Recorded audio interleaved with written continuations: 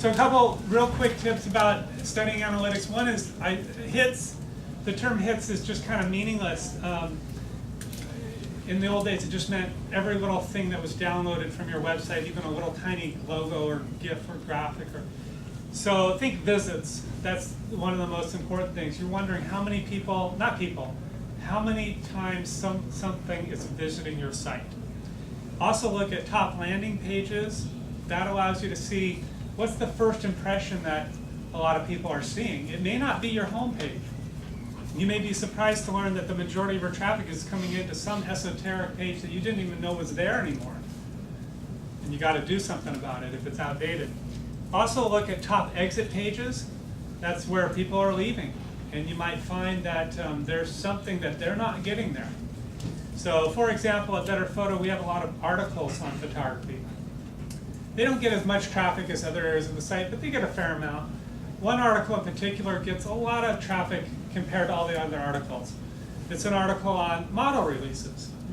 A lot of people come in, so it's a big top landing page when it comes to articles, but it has an extremely high bounce rate, which is the term for how often people just hit that page and immediately leave. It has like an 80% bounce rate, so it's one of the top exit pages as well. And the reason is because we don't actually have a model release there. They're just looking for a model release, they want to download it, and I have it on my list, but it's like on page 42 of 45. You know, it just never percolates up to the top. And you know, so that's the kind of thing that you can see there is how people are entering, how people are exiting. I also like your comment that you want to be looking at the links and the sites that are directing traffic to you, especially if you're getting a lot of traffic from that. BetterPhoto used to get a lot, but things changed. Is there an average bounce rate or like? Not really, but I would generally say that like 40, 50%, you're doing just great. You know, 60, 70, you know, you might want to try to tweak it a little bit. And again, it comes back to understanding your customer and what they're expecting to see when they get to that page. And it's a very, very good opportunity for testing. All right, so which is our next subject. Testing takes Google Analytics one step further. And it allows you to, like I said, pit one page versus another page. So if I had a landing page that had that model release and a landing page that didn't, my current control page, I'm sure I would see a tremendous drop in the bounce rate. One reason why I haven't done that yet is I don't think that's my ideal customer. They're just wanting to get something and leave. So maybe I'll do something like, you know, I don't know, have a little form. Give me your email address and I'll give you a model release. You know, you can do stuff like that, but I haven't got around to it yet. So, but you can pit one against the other, and it takes all the guesswork out of it. It gets to be a much more exact science. There still is some leeway, so you still got to take things with a bit of grain of salt. Like for example, I tested a page against, you know, one against another, and one seemed to be totally outpacing the other page.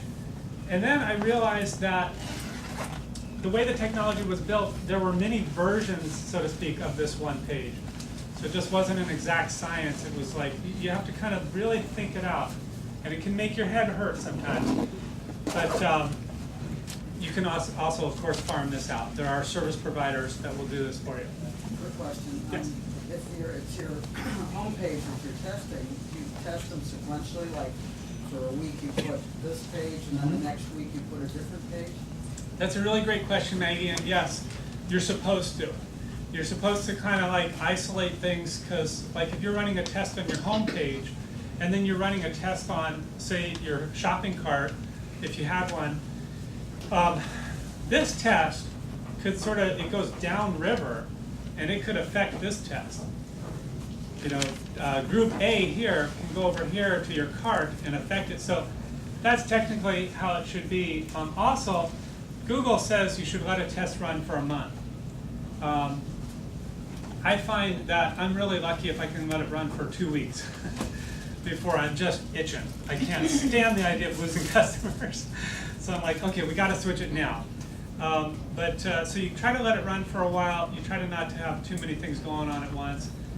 Amazon.com is a huge proponent of testing. They've been testing since the beginning, and if you compare the old Amazon page to the current one, it's just very startling, and it's happening bit by bit by bit, so no one's really, noticed it as you're going along. It's a gradual growth, it's not too jarring, but it's a very different, and it's a total converting machine.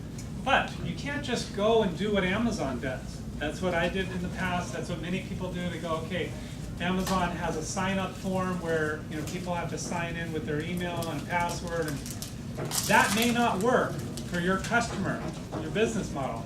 And that's where testing comes in really handy. It's actually looking at your visitors and seeing how they do or do not become your leads or your customers. There are two different kinds of tests. There's an A/B test, which is what I've been talking about, but there's also something called a multivariate test. Multivariate test allows you to have 2 or 3 different things or more being changed on one page at a time. So if you have your home page and you decide, well, I don't know if that picture of the bride or the picture of the landscape or the flower is better. And also, I don't know if I should have the sign-up form for my newsletter up here or down here.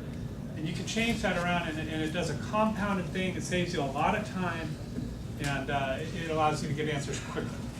Just so I'm clear, Yeah. the testing isn't just the process you're doing, the testing is actually a feature within Google Analytics? It's actually something that is called testing and it runs through stuff? Yeah, It's not just the that's a process? good question.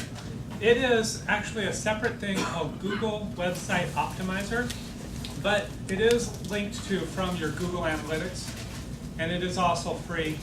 It just takes a little bit of setting it up, and but like I said, there are Google Website Optimizers that will, people who will do this for you if you want. Again, I find it really fun and creative, and I just so love it because I kind of have an analytical, I appreciate analytical stuff, and I also like to see scientific results like this.